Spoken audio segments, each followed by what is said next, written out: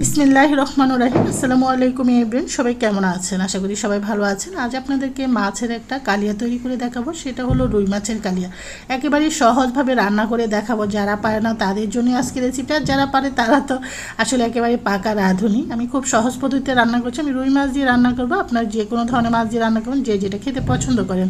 আমি এখানে রুই মাছ রিং পিসটা নিয়েছি। এখানে মাছটা 1 কেজিতে একটু বেশি ছিল, সেজন্য এটাকে পিসগুলো দেখা গিয়েছে যে মাছের যে পিসগুলো ছোটো হয়ে যাবে। আর রুই মাছের কালিয়ার পিসগুলো একটু বড় বড় না হলে দেখতে ভালো লাগে না। আমি প্রথমে 1/2 চামচ মরিচ, 1/2 চামচ হলুদ গুঁড়া, স্বাদ অনুযায়ী লবণ, এখানে 1/2 চামচ আদা এবং রসুন বাটা দিয়েছি। লাল মরিচের গুঁড়োটা দিলে কি হয়, খুব সুন্দর একটা কালার কিন্তু মাছের আসে। এবং মাছটা আমার একটু কয়েকদিন একটু ছিল, বেশি দিনে হয়ে গিয়েছিল, তো ভাবলাম একটু আদা রসুন বাটা দিয়ে যখন ভাজবো তখন মাছের যে একটা বাজে একটা স্মেল থাকে, পুরানো ভাব, সেটা কিন্তু চলে যাবে। আমি মাছটার মধ্যে ভালো করে হলুদ, লবণ, মরিচ, আদা রসুনটা ভালো করে মেখে নিয়েছি। আমরা এমনি মাছ ভাজতে কিন্তু আদা রসুন বাটাটা দিই না, কিন্তু কালিয়াটা যখন আমি ভাজি, কালিয়াটা যখন তৈরি করি মাছটার জন্য, ভাজার জন্য, তখন কিন্তু একটু আদা রসুন বাটা দিই, এতে করে স্মেলটা সুন্দর আসে।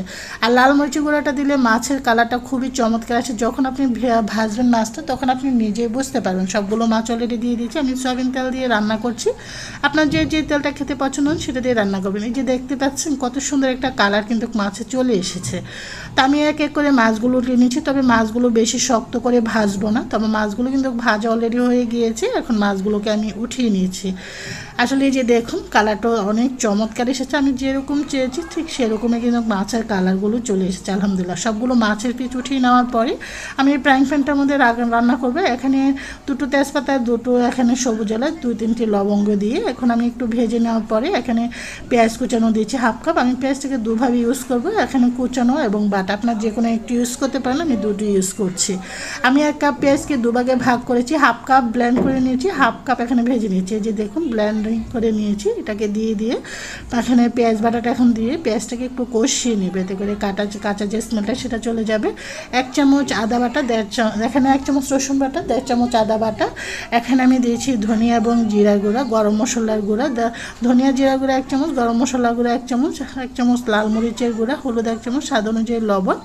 এখন দিয়ে ভালো করে মশলাটাকে, চুলাটাকে মিডিয়াম টু লো ফ্লেমে রেখে মশলাটা কষিয়ে নিয়েছি। যারা নতুন তারা সবসময় চুলাটাকে কমিয়ে যখন আপনারা রান্না করবেন, তখন এটার টেক্সচারটা এবং কালারটা পারফেক্ট থাকবে, পুড়ে যাওয়ার সম্ভাবনা কম থাকবে। আমি এখানে 3টি মিডিয়াম সাইজের টমেটো এখানে ব্লেন্ড করে নিয়েছি। একটু ফ্রোজেন করা ছিল, আপনার ফ্রেশ টমেটো থাকলেও দিতে পারেন। এখানে আমি দিয়ে দিচ্ছি হলো একটু চিনি, এতে করে এটার টেস্টটা দারুণ আসে।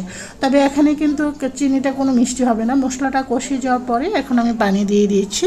যতটুকু আসলে যে যতরকম ঝোল খাবেন সেরকমভাবে পানিটা অ্যাড করবেন। আমি আমার পছন্দ মতন এখানে প্রায় 1.5 কাপের মতন পানি অ্যাড করেছি, 1.5 মগ আর কি।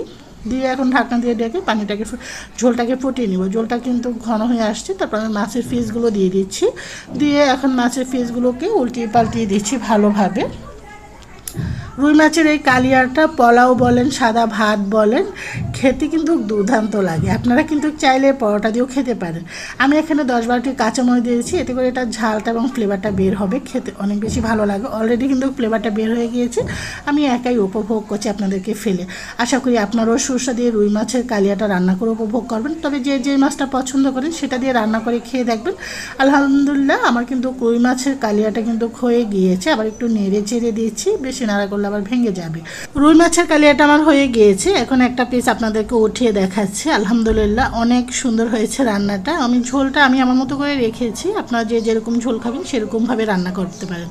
অতিথি আপ্যায়ন এবং ঝটপট যে কোনো অনুষ্ঠানে সুস্বাদু দিয়ে রুই মাছের কালিয়াটি খুব সহজভাবে রান্না করে আপনারা উপভোগ করতে পারেন। আশা করি সবারই ভালো লাগবে আজকের এই লোভনীয় রুই মাছের কালি। সবাই ভালো থাকেন। আল্লাহ হাফিজ।